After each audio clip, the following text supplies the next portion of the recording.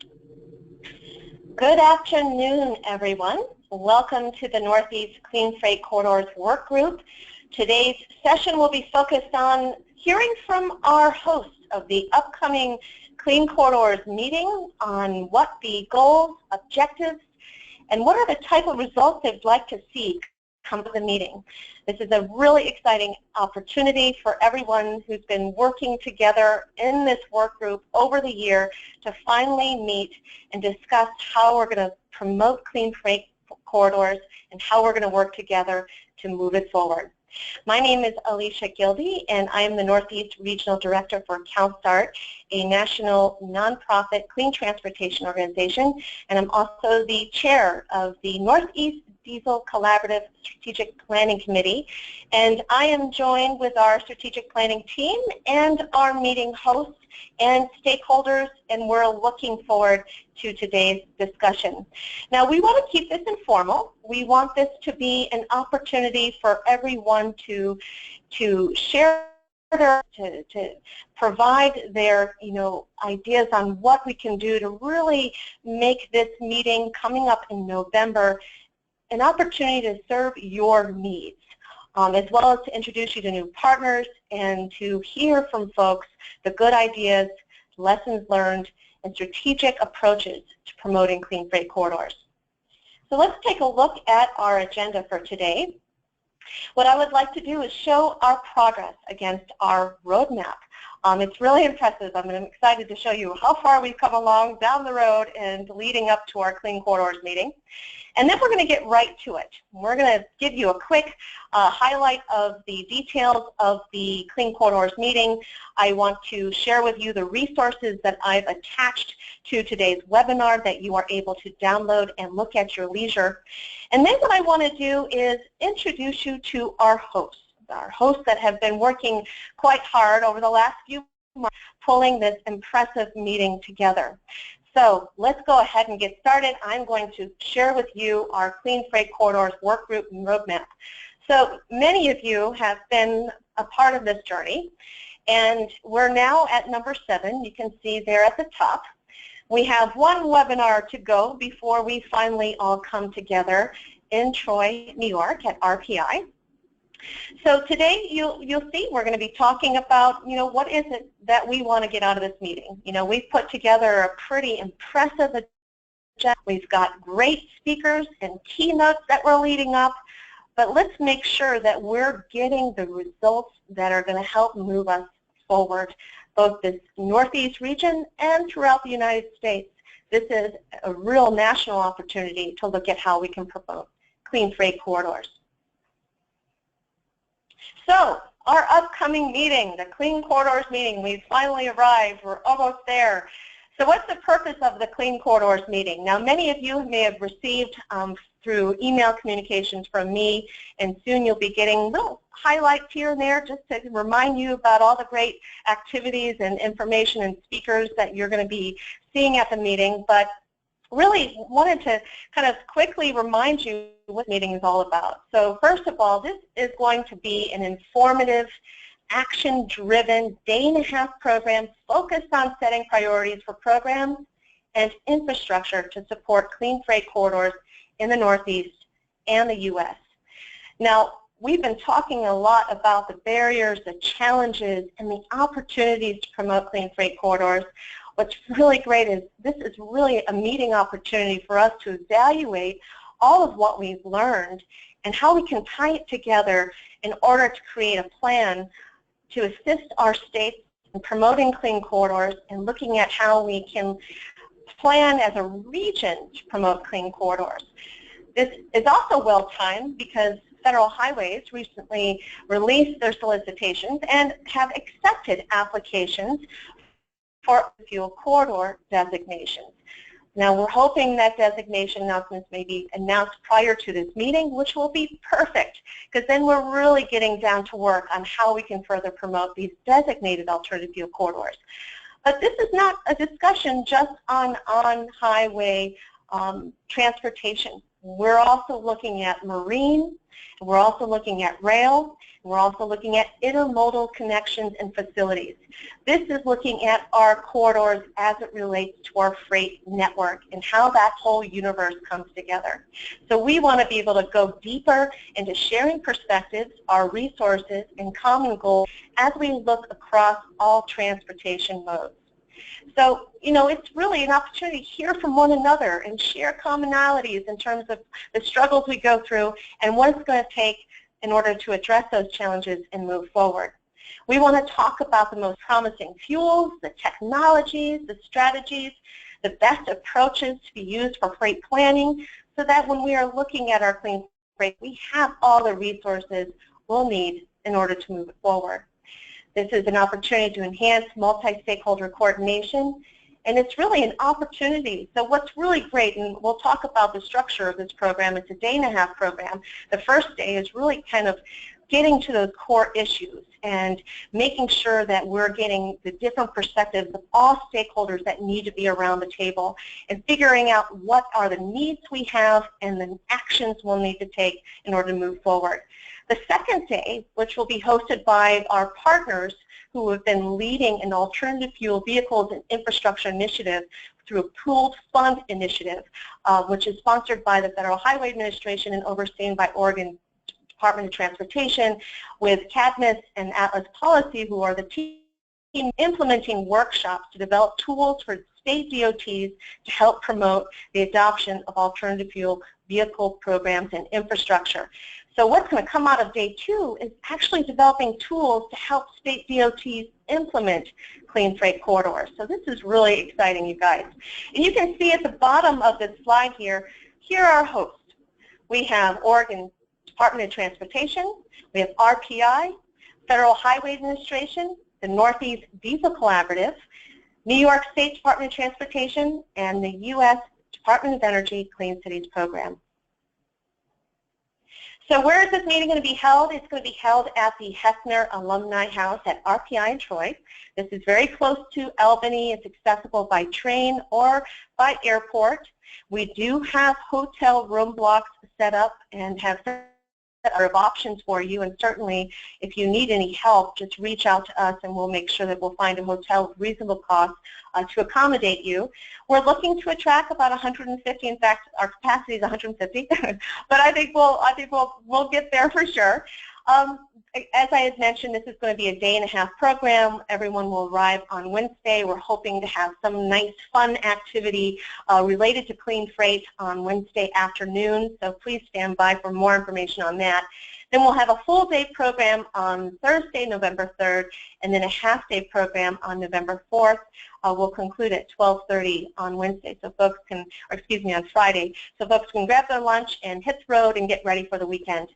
How can you register? So I have attached the save the date. Many of you may have received it by email, but attached to this webinar is the save the date, and the links in that save the date are live, so you can actually click to where it says register here to register.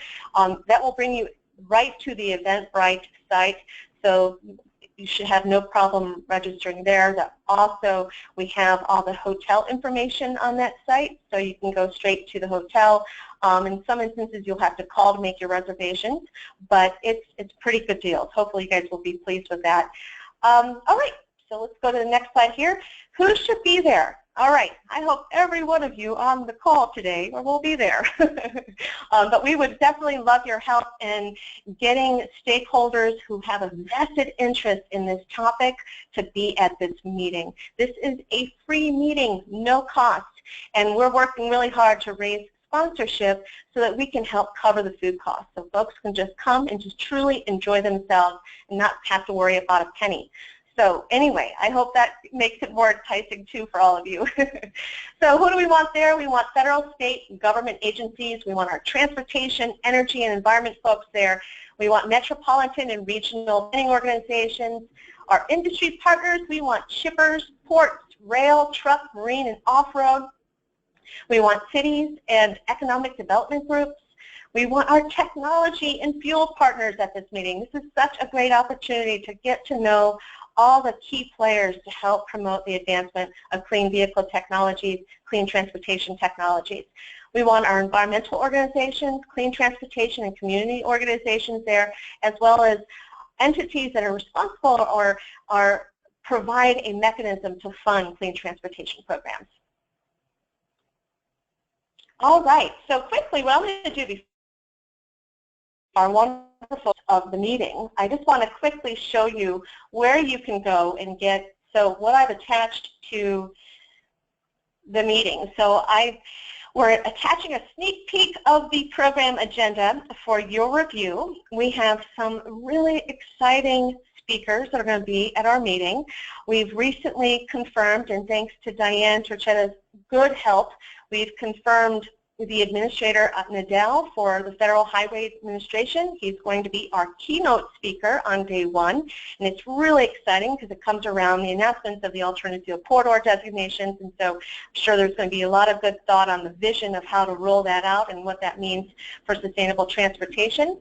So anyway, take a look at the agenda. We will be setting up a time to go over the agenda and really highlight those key speakers, but we're going to have so many different folks throughout the Northeast and throughout the country, even from the West Coast, participating in this meeting. So stand by. The version of the agenda that you have provides the discussion topics and kind of the format and the goals of what we would like to get out of the program, but soon we'll be releasing a version that has all of the speakers. So please stand by, and I hope you're excited for that. The other item I wanted to make sure that you saw that we have attached, we have the save the date. Again, the links on this document are live, so you should be able to register or contact me if you have any questions or interested in sponsorship. But anyway, please feel free to share this with your colleagues and your partners. Get the word out on this program. And then we have our sponsorship invitation. So folks who are interested in having a display, who really want to have some good visibility on how you might to clean freight corridors, whether it's infrastructure, whether it's vehicles, whether it's clean transportation technologies or services. We're going to have a lovely technology exhibit room where we'll be able to accommodate about 12 to 14 exhibitors. So if this is something that interests you, please take a look at this sponsorship invitation and see about the different benefit packages that we offer. We really would love your help. All funds raised are going toward the food of the meeting, and that's it. So really would appreciate your help with that. Also, I just want to bring you to our Northeast Diesel Collaborative website. We are going to be regularly updating this website with the latest and greatest agenda, and then any other information that you'll need, you should be able to access that information off our Northeast Diesel Collaborative website. All right, now we're going to get back to our wonderful host. And we have a good number of folks, and each one has 5 minutes to share their thoughts, share their perspective, and what they want to get out of this meeting. I will be taking notes, and what I'm hoping is that this will inspire the rest of the folks on the phone to think about what they would like to get out of our Clean Corridors meeting. We want to make sure this is extremely valuable to you. We've worked really hard to be thoughtful about the entire process and the engagement, just even the level of engagement that we're looking to achieve. So that's really a meeting. It's really just a meeting of minds and coming together. So first, to kick it off, what I'm going to do, I introduce each speaker as we go along, but we're going to invite Abby Swain, and many of you have heard her lovely voice throughout the process of our work group initiative. Abby's going to talk from EPA perspective on what this meeting means and what they're looking to achieve. Abby, go ahead and take it away. Thanks, Alicia. I appreciate the opportunity to put these thoughts before you. We've been up to our elbows and working on this initiative and now this meeting for months now, and it's good to have an occasion to kind of step back and say, okay, why are we doing this? And it's really reinforcing because it's for great reasons. So my job is not only to tell you why the US EPA is working on this, but also the Northeast Diesel Collaborative, which is an entity that sort of gave birth to this whole effort and in which EPA regions 1 and 2 participate deeply. and what we hope to get out of this meeting. So a lot of you know that this meeting is the culmination, but not nearly the end, of about a year of work by a new work group that kicked off about a year ago at the fall 2015 Northeast Diesel Collaborative Partners meeting. The Northeast Diesel Collaborative has been for many years the way EPA Regions 1 and 2 and our state air agencies engage with a diverse group of partners to basically work on voluntarily reducing diesel emissions in various sectors like construction and ports and municipal operations.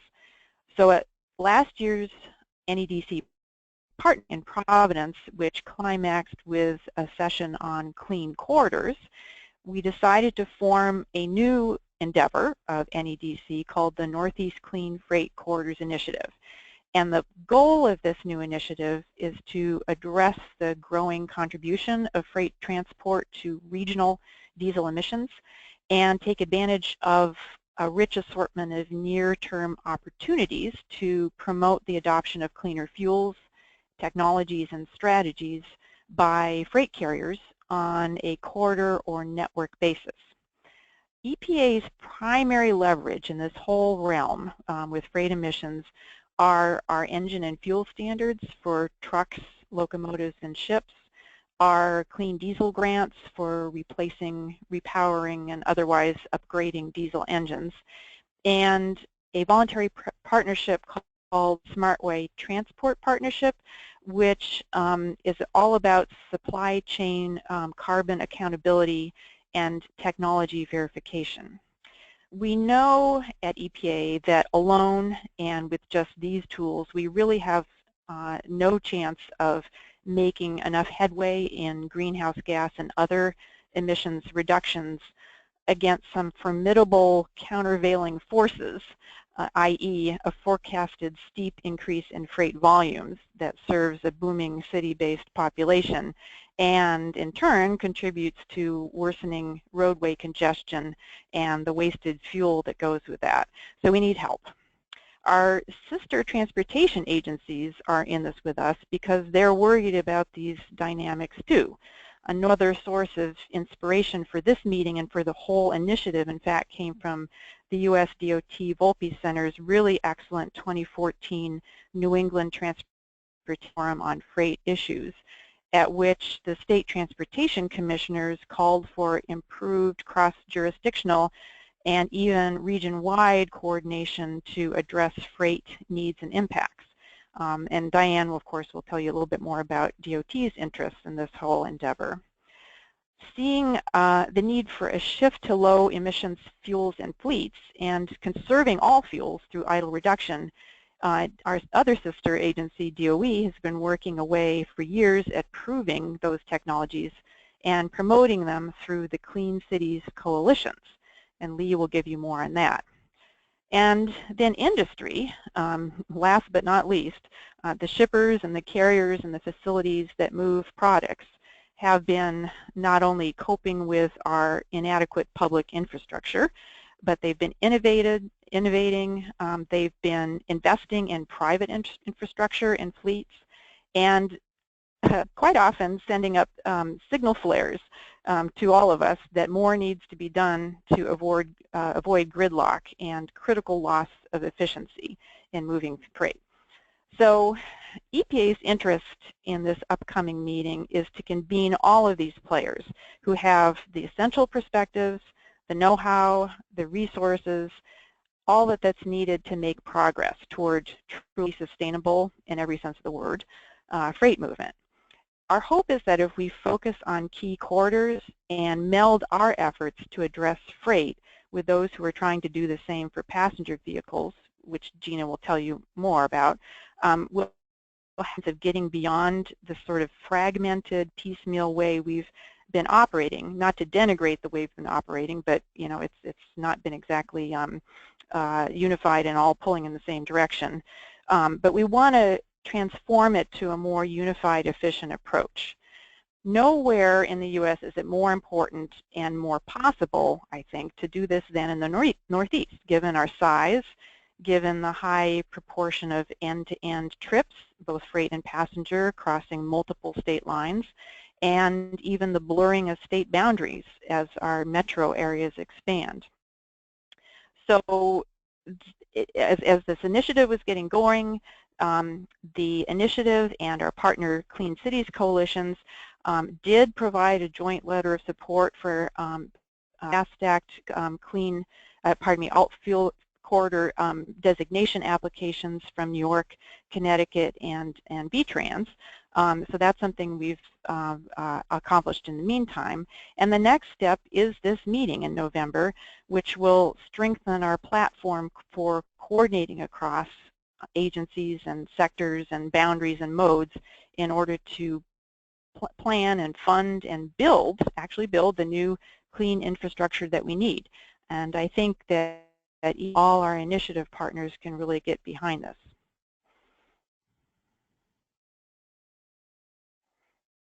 Wonderful, Abby. Thank you so much. Perfectly said.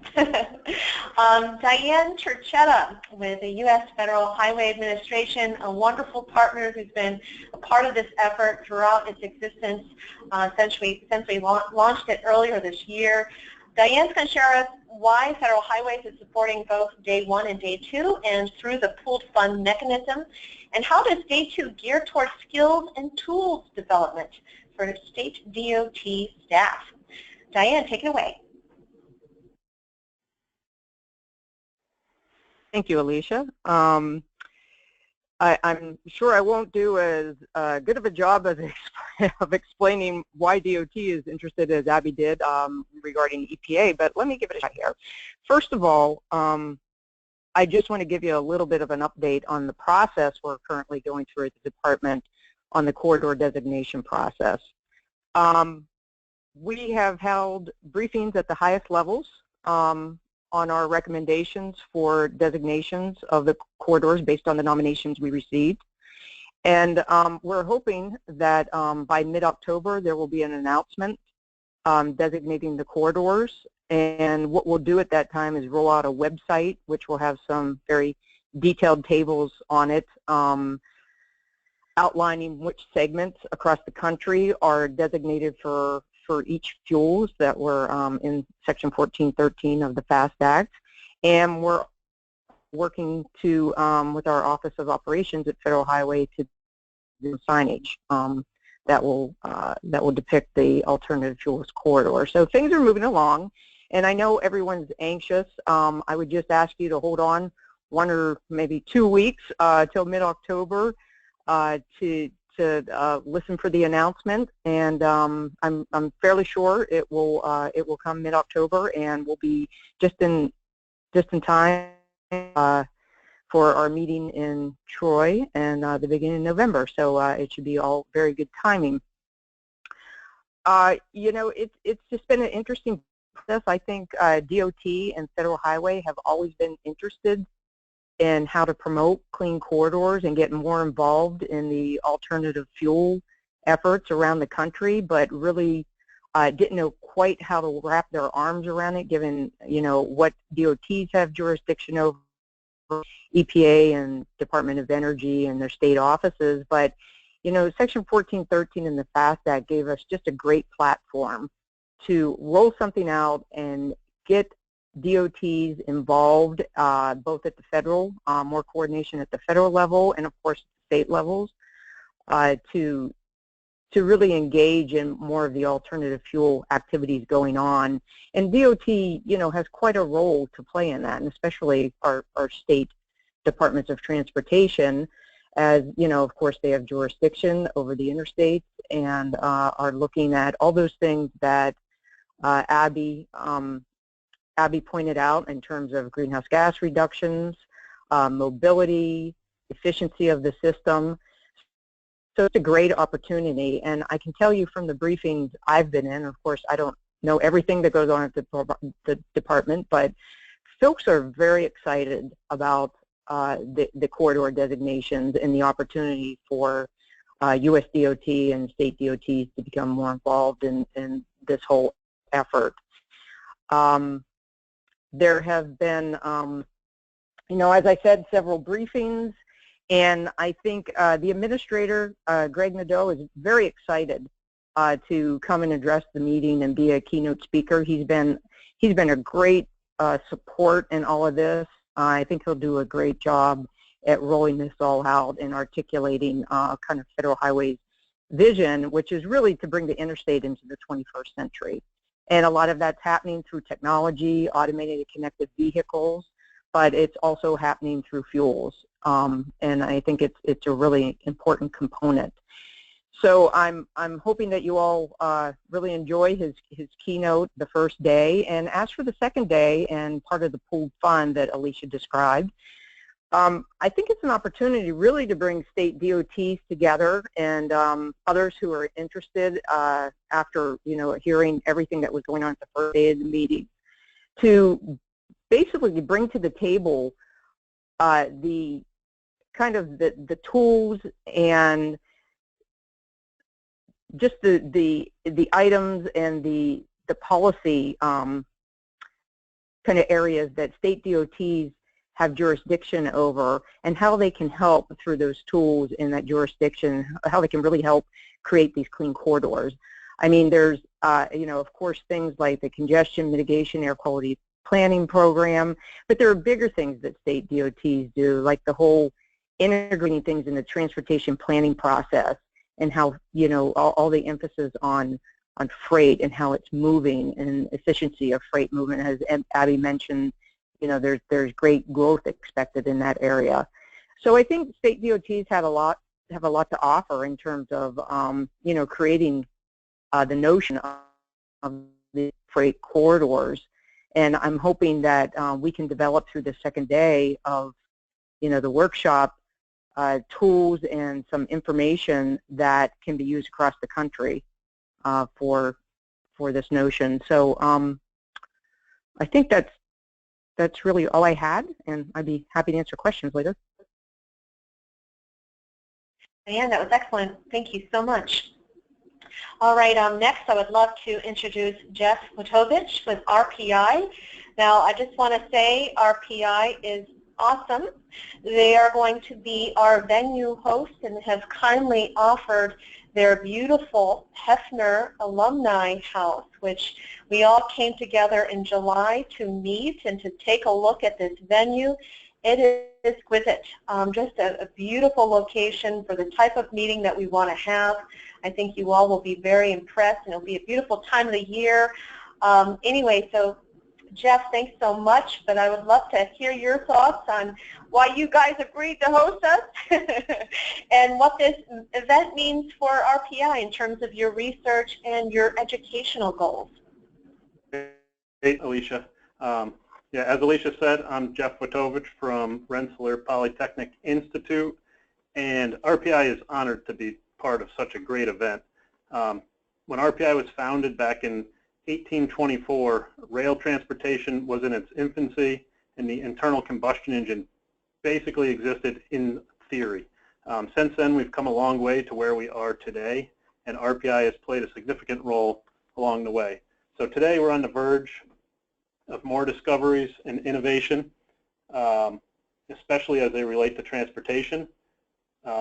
We have a long history focused on providing advanced solutions to benefit future generations, and this event certainly falls within RPI's mission of applying science and technology to the common purposes of life. Our transportation group here at RPI leads the Center of Infrastructure, Transportation, and the Environment, the ACT, which is within the Department of Civil and Environmental Engineering. An indication of the group's reputation in basic research is our record of success in securing research funding.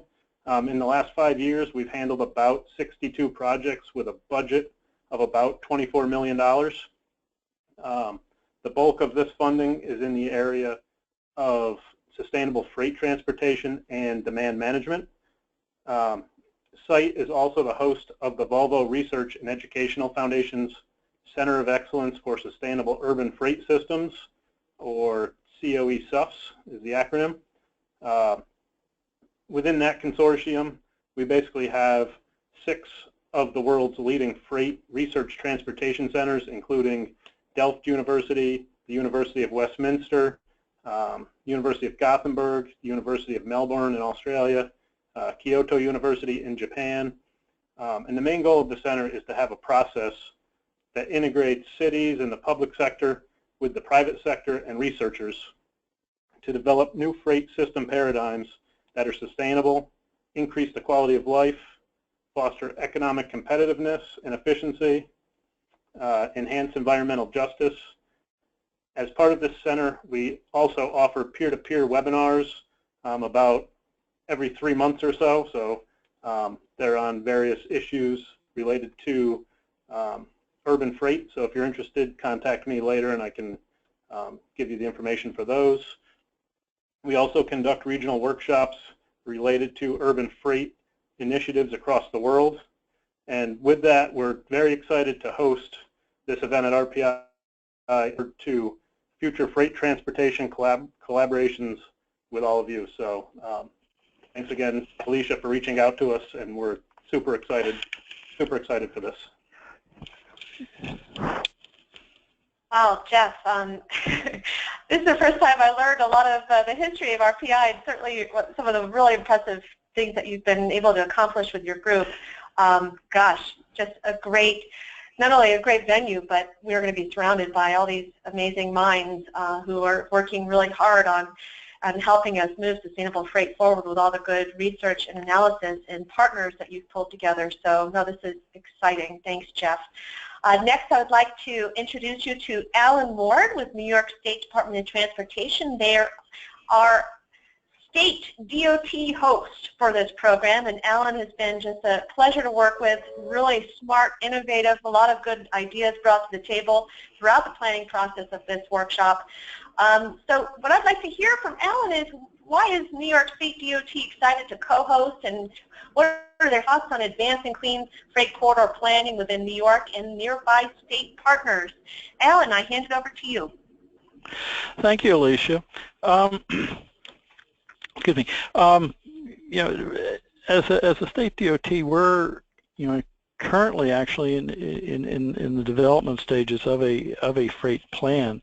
So one of our interests in this workshop is really to connect with others who are doing the same thing, are working on freight plans, and hopefully in integrating in some clean types of programs to them. Also, there are certainly, I think, a couple of sessions, on the agenda, which should play into, how state DOTs and other MPOs and significant municipal areas can plan for, clean freight transportation.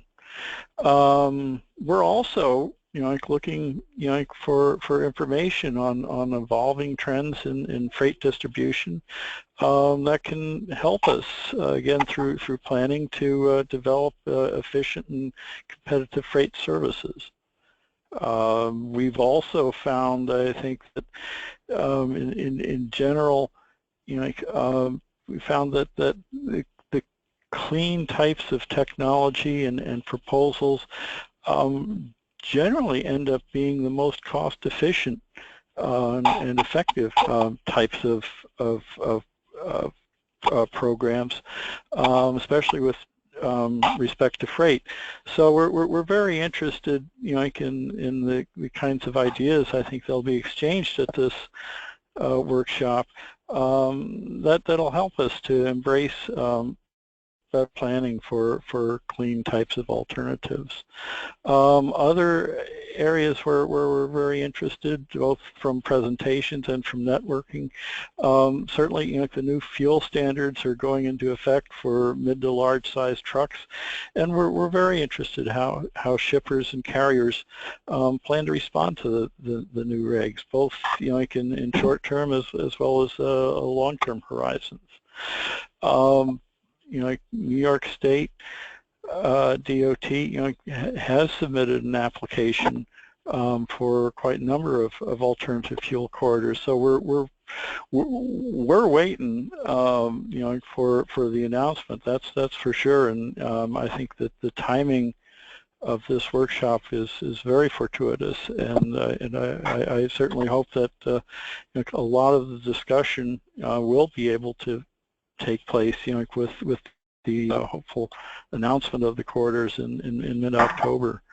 You know, I think in some, you know, like our interests, you know, as a state DOT, lie in promoting and implementing actions and investments that'll help private sector carriers and shippers to continue to be effective in competitive in distributing freight within and through the state. So we're very pumped up for this workshop. I think we're very you know, from the list of participants and presenters, I think this is going to be a very exciting exchange of ideas, and we're very, you know, we're very happy to be able to support the workshop, and we really look forward to its to attending.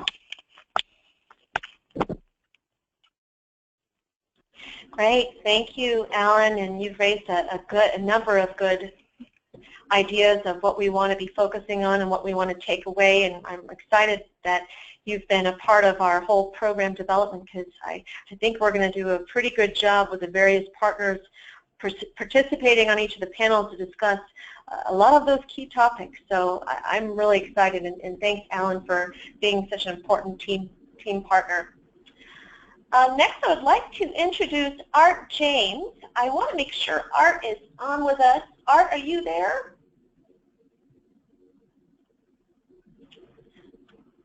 Let me see if I can. There you are. Hi, yeah, Art. So next, there you are. Well, wonderful. Art James from Oregon Department of Transportation, another really key ally in planning this meeting coming up in November. Art is the lead for the pooled fund effort under the Federal Highway Administration, and it's just been doing an excellent job leading these workshops, and has been an excellent planning partner for our Clean Corridors meeting. Art, why don't you share with us ODOT's role, and what type of tools can we expect as an outcome of Day 2? Sure, I'd be glad to, Alicia. For those of you that are not associated with the Departments of Transportation, pooled fund is where various states put in money to study different topics. There are actually 8 states that have contributed funding to this particular project, including California, Connecticut, North Carolina, Texas, Vermont, Washington State, and New York, in addition to funding that's come directly from Federal Highway Administration to look at alternative fuel technologies and vehicles. And so actually will be the 4th in a series of workshops that we've held around the country. The first was in Portland, Oregon, and highlighted the West Coast Electric Highway, which is a project that I had been directly involved in putting in charging stations for electric cars along the state, along with Washington State and California. You can actually drive an electric car now all the way from Canada to Mexico along the West Coast Electric Highway. So that was our first one. The second one was earlier this year in Washington, D.C., and looked at innovative finance mechanisms for approaching alternative fuels. The third was in Austin, Texas, looking primarily at fleet adoption of alternative fueled vehicles. And so we were looking for another event that we could tie into, and the Clean Freight Corridor concept boiled to the top, and we're very happy to be able to put our 4th workshop in Troy, New York. In terms of outputs from these, our team pulls all of the resources and puts them onto a website, which is altfueltoolkit.org. all one word. And so if you'd like to see some of the outputs from our previous workshops, they are available to anyone on that website. And similarly, the outcomes from the November meeting will be loaded up onto that website as well, which will be jointly maintained by Federal Highway Administration and the DOTs. So just, in a nutshell, we're excited about this upcoming workshop. We're glad to be headed to New York and look forward to the participation. Great, thank you so much, Art. We're looking forward to having you. All right, next I would like to introduce you to Gina from the Vermont Agency of Transportation. Gina, welcome. Thanks for joining us today. She's going to share with us why Vermont and other state agencies support the TCI, the Transportation Climate Initiative vision for the Northeast Electric Vehicle Corridor, and possible ways to coordinate between passenger and freight interests on electric infrastructure. Gina, I'll hand it over to you. Thanks a lot, Alicia. And what I want to do today, and what we'll really talk about at the conference, is learning more about TCI and how there could be opportunities to collaborate with TCI's work. So what is TCI?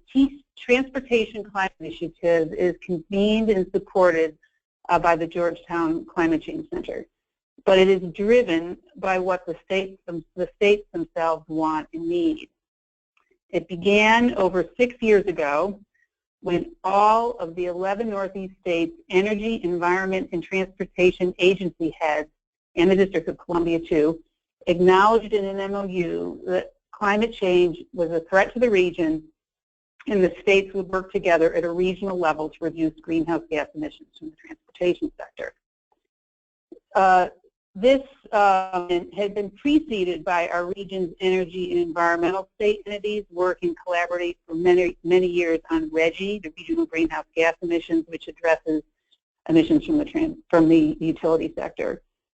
Transportation officials were quickly welcomed into this fold of energy and environmental agencies.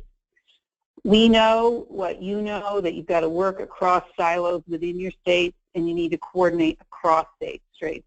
This is very powerful when it works, and it's working well within TCI. When it comes to tackling transportation emissions, no one interest can do it alone. During the initial years of TCI, there were 4 major areas of research and collaboration, with one added a couple of years ago. We've been working on sustainable communities. Early on, we did some work on freight movement. We've worked on improving information and technology for the passenger experience. So this is to improve the transit experience. We have an emphasis on clean vehicles and fuels with a focus on EVs that I'll talk a little bit more about. In 2 years, TCI has convened a very robust dialogue and associated research among state policy leaders regarding a regional market-based policy solution to address greenhouse gas emissions. It really made sense for one of TCI's earliest focus areas to be EVs, given that many of the Northeast states have made a commitment to the California Zero Emission Vehicle Program, and we had efforts well underway to get green technology that was readily available to consumers on the region's roads. So that clean vehicle and fuels work that I mentioned before had 3 parts to it. First, we have an amazing array of EV outreach and research materials on the Georgetown Climate Change website. If you Google Transportation Climate Initiative, it'll bring you to Georgetown, and you go to the alternative fuels pages, and you'll see our research and outreach materials. The second thing was a multi-state interagency clean vehicle and fuels work group.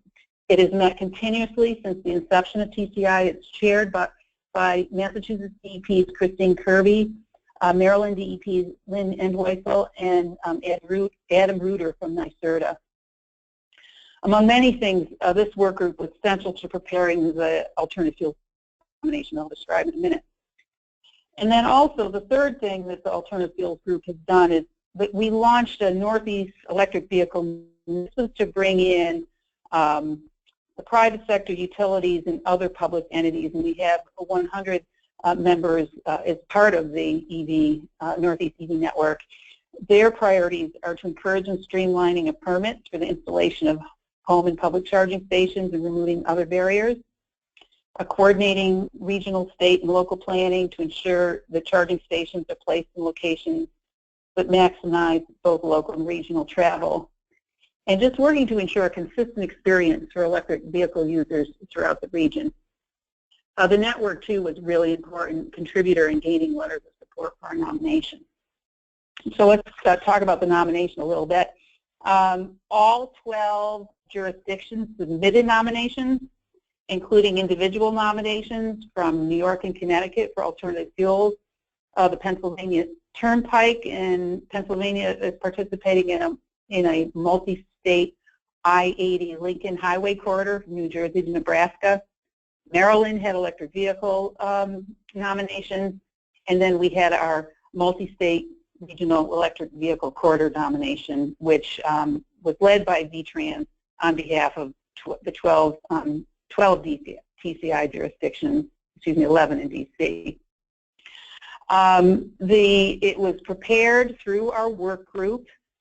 It includes major interstates, I-95, I-70, I-91, I-93, and 89.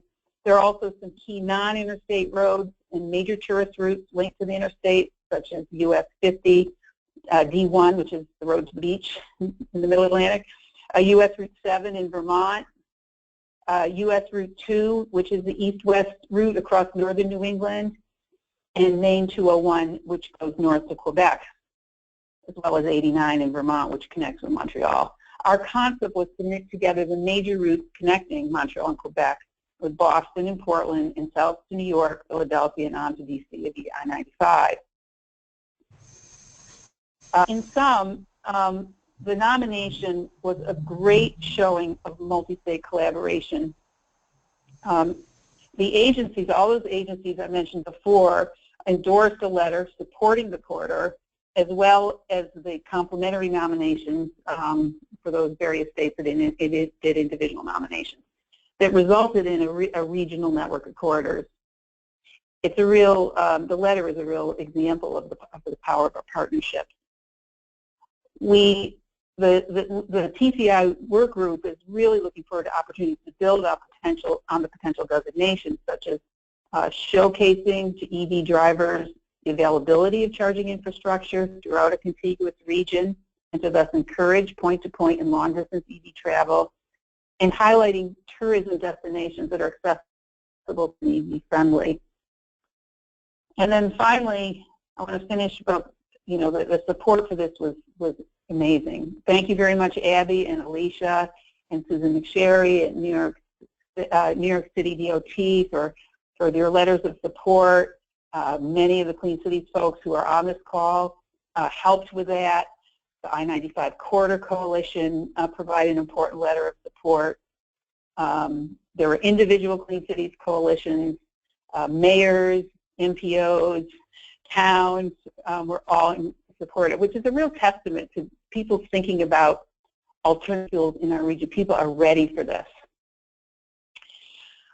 It was really exciting to see in one place the number of electric vehicles we have in our region, the density of EV charging that's out there. We have a great map that shows these corridors and all these charging stations, and the progress the states and the stakeholders have made and the opportunities in the future to increase those numbers of EVs through improved communication and better information to the public on things like the benefits of alternative fuel travel and the availability of public fueling infrastructure. I hope we're going to get our nomination. It's going to be a great thing. So that's all I have to say about TCI and the nomination, and I look forward to delving into more details at the meeting. Tina, that was awesome. Thank you so much, and goodness, it will be such an honor to have you, and I know Matt Getz from TCI and the whole partnership that worked so hard on that application. I just love hearing just the power of the partnership. I loved how you termed it. What an impressive process and effort to work across states. And I can only imagine just being able to look at all the accomplishments in terms of infrastructure in place and all the vehicles on the road, and to see how this partnership is contributing to the future of building out that network. That is just really impressive. So we are so excited to see you in November. So thank you so much for sharing your remarks and your excellent perspective. So next I would like to introduce you to Lee Granis with New Haven Clean Cities. Something I want to make very clear, our Clean City coordinators are our boots on the ground. These are the folks that are helping us to implement alternative fuel, clean transportation infrastructure, clean vehicle programs, clean air community initiatives. These folks are working every day looking at how to promote clean transportation. And on our program agenda, and what you will be soon to see, and we'll be excited to see, is that we're going to have a Clean City coordinator represented on each of our panels. They are, as we see, our leaders to help us move clean transportation programs. And we want to be able to present and highlight their value that they can serve to the state, the MPOs, all the industry partners.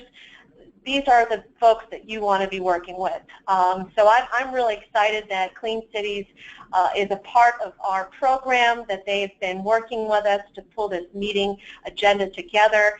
Jen Saponis from Capital Districts Clean Cities in Albany, she's been a part of our planning team, and Aaron Russell Story has been just helping us to advocate to all the clean cities in the region to get on board and to be a part of this great meeting. So we're really honored to have the Clean City coordinators involved in our program.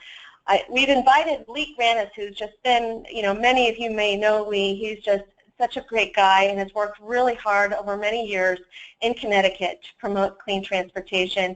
And we wanted to hear from Lee his perspective as a Clean City coordinator, what you're looking to get out of this meeting, and what does this mean in terms of what are the opportunities for our Clean City coordinators to get out of Clean Corridors meeting coming up in November. Oh, thank you, Alicia. That was quite an introduction. I'll try to keep it brief. For those of you who don't know what Clean Cities is, it's a U.S. Department of Energy program that was established through the Energy Policy Act of 1992. And some of us have been doing this for a long time. Some haven't been doing it for very long. We're made up of, there's almost 100 of us nationwide, and we're made up of organizations that are housed in different locations. Some are housed in municipalities, some are housed in mayor's offices, some are housed in like American Lung, and in my case, I'm a nonprofit. And so we're kind of all over the place, but as Alicia said, we're actually on the ground. Aaron Russell Story, who's I think on the call, is my regional manager. We cover the Northeast, and there's 4 coalitions actually in Connecticut, which probably doesn't need that many, but they're not going to. That's not going to change. But we are an agency that is fuel neutral. In other words, our whole thing is deploy advanced technology vehicles, and actually we are almost a salesman for some of these OEM companies because we're right at the grassroots, as Alicia said. We deal daily from everywhere, from fleet operators, OEM representatives, through our local legislators, through our state policymakers, all the way to our federal legislators. And we provide information. We try to be, our main job is to be an honest broker, and tell people what works and tell people what doesn't work. This upcoming workshop, one of the things that I'm sure is going to come out is not only areas that we can move forward in, but there are obstacles out there too. And as most people know the way I am, I'm not afraid to tell you what the obstacles are and what you could do to fix them. And some of those are going to be pretty tough.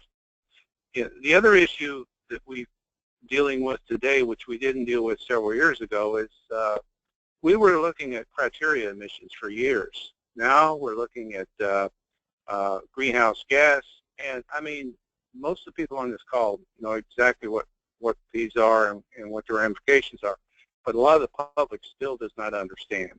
So we're constantly down explaining to people why what we're doing is important. Our other thing is to work on the EPA side with mobile source emissions, the nasty ones across the board, not just greenhouse gas, but everything, to try to eliminate and reduce it, as well as to work with things like fuel economy, sustainability, idle reduction, sustainability being a new area of interest also. But the main thing we really push, we want it to be economically feasible. If it's not economically feasible, we don't want to have anything to do with it. And we're also trying to get out of the science project business, which we've been in before, and pushing that. One of the big areas that we have always worked in is fleets. And fleets to me are everything from class 4 up through class 8 vehicles, especially in the 7-8 range. And electric vehicles are taking a lot of the air out of the business right now, and that's all well and good. But there is no powertrains or combinations of fuel and powertrain other than what's on the road right now, and they're mostly carbon-based, that can move the class 8, 7 or 8 vehicle, even much above a 33,000 GVW vehicle. So those are some of the things that we'll be looking at, talking about, and explaining to people that you got to take care of this before that. Alicia, that's about all I got.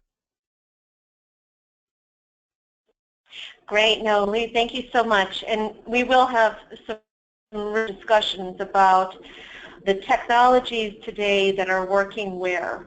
Where do we look at advancing clean transportation technologies depending on the vocation and depending on the transportation mode. And you're absolutely right, for our industry partners to adopt these technologies, they do have to make business sense. So how do we look at meeting our air quality and transportation goals and advance clean transportation technologies while making it feasible and affordable? So I think that will be a very important part of our discussion. I think, Lee, having your voice and having your involvement will be great. We have a number of other great Clean City coordinators that are going to be on our panels sharing their perspectives, because you all have been working closely with industry to adopt these technologies, so you've got a lot to share. So thank you, Lee. That was very helpful and great, and we're looking forward to seeing you in November as well. All right, Chief had one solid hour of excellent perspectives of what is to come of our Clean Corridors meeting. I thank each of our hosts for being a part of this effort and committing to this partnership. And now what I would like to do is open this up to a group discussion. Now, you've heard from our hosts what we would like to get out of this meeting. Have we captured it? What are we missing? What would you like to learn? Now, you have a chance to see what the draft agenda looks like, and soon we'll be releasing our agenda with our speakers on it. But we would like to hear from you. What would you like to get out of this meeting? What, based on what you've heard so far, what do you like? What else do we need to do? So go ahead. What I'm going to do is ask you if you are able to go to your little administrator toolbar on the side, you should be able to raise your hand, and what I can do is then unmute you. If you want to enter a question in the question box, that's an opportunity. So feel free, if you have questions for our presenters today, feel free to ask your questions as well. So you have two options, raise your hand or enter a question in the question box and I will get to you. So let me take a look here. All right, Thomas Condon, hold on one second. All right, Thomas, go ahead.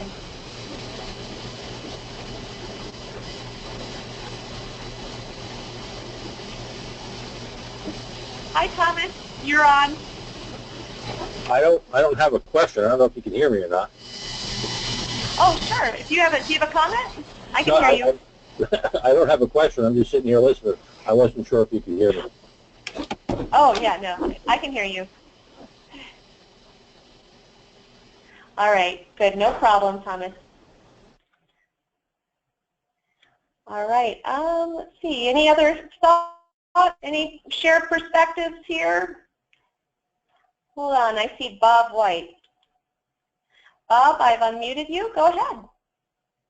All right. I'm Bob White, Texas Department of Transportation, and I would like some additional discussion on alternative fuel corridors.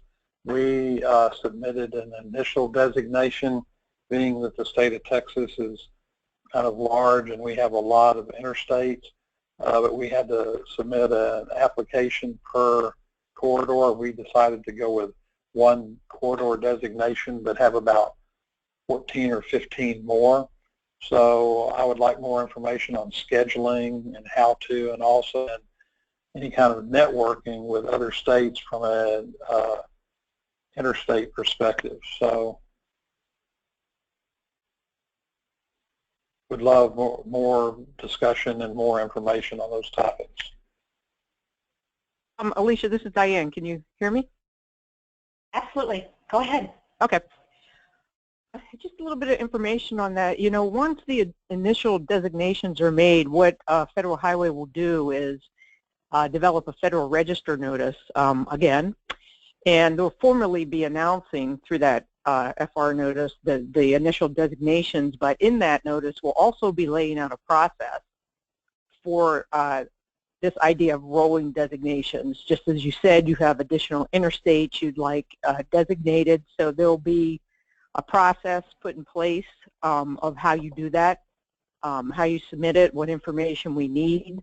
So as soon as we can get the dust settled a little bit on these initial designations, we'll be issuing that Federal Register notice. So I think it'll provide all the answers that you're looking for in there. Great. Thank you, Diane. And there will be a good opportunity to, you know, Diane, where there's a place for us to shed light on maybe the new process going forward or new revisions to how the process will go in terms of submitting applications for alternative fuel corridors. We will have a panel focused on the current state of clean freight corridor planning, and Diane is going to be our lovely moderator for that panel, and she's got an excellent panel of speakers that are going to be sharing their perspective on a number of different aspects that I think will be interesting to folks. So thanks, Diane. That's great. All right. Any other thoughts, questions from the group? Any additional ideas to add? And go ahead. Go ahead. I may be overinterpreting Bob's question or comment, but I'm wondering if he would also, and others would benefit from seeing, and maybe Diane is planning this already, sort of a list of the contacts for the initially chosen corridors to enable the state DOTs to go ahead and start planning, and juxtaposed with that the Clean Cities coalitions that are in their vicinity who they can collaborate with, and then maybe clarity on the role that Federal Highway will play, if any, in the kind of overseeing how those initially selected corridors talk to each other. Does that make any sense, Diane? Yeah, sure, Abby, and we can certainly make you know, the contact names available for this round that submitted the nominations for this first round. You know, everyone's agreeable to that. I think as a overarching kind of I don't want to say kind of overseer of this process, you know, we're working closely with the Clean Cities folks. NREL, the folks at NREL have been tremendously helpful to us in gathering data we needed to make our recommendations. And I think you know, possibly down the road we could, you know, give them resources. We could hold some workshops on how to basically connect some of these corridors, or, you know, along with the Clean City coalitions. You know, I think the input have in terms of what goes into how this process looks to Federal Highway will be really important, because we certainly want to develop a process that, you know, makes everyone happy and certainly serves a purpose, and not just a kind of a uncoordinated effort, but more of a how do we work together to complete these corridors. So I think, you know, suggestions like that, corridors talking to one another, are things that Federal Highway needs to hear.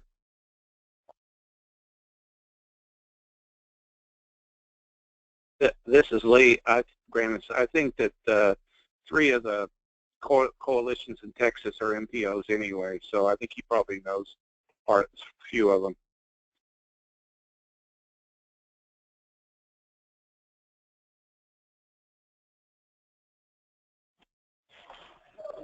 So Bob, are you to join us in November? Because we would love to have you. And definitely, you know, a lot of our Clean City coordinators will be coming from the Northeast, but we would love and welcome Clean City coalitions coming from other states outside the region as well.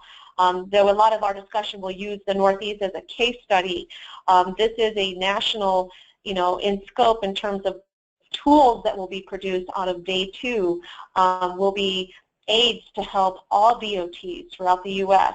So we are thrilled and are seeking partners from outside the region to come and join us for this meeting. So definitely looking forward to meeting you and having Texas, where I grew up, to be a part of this meeting. That's great.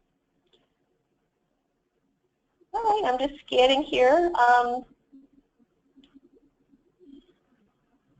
And I thank everyone. I'm just looking at the list of folks that have joined today, and I know a lot of you at our meeting in November, and I'm just so happy that you've been able to join us today to hear all the good thoughts and perspectives of what we would like to accomplish. And anyway, I do want to give, you know, everyone an opportunity to share feedback. We've provided you with an agenda. It's pretty set in terms of our topics, and soon you'll learn about our speakers. But where you have an opportunity is that each of our panel discussions on day 1 are really going to be action-driven.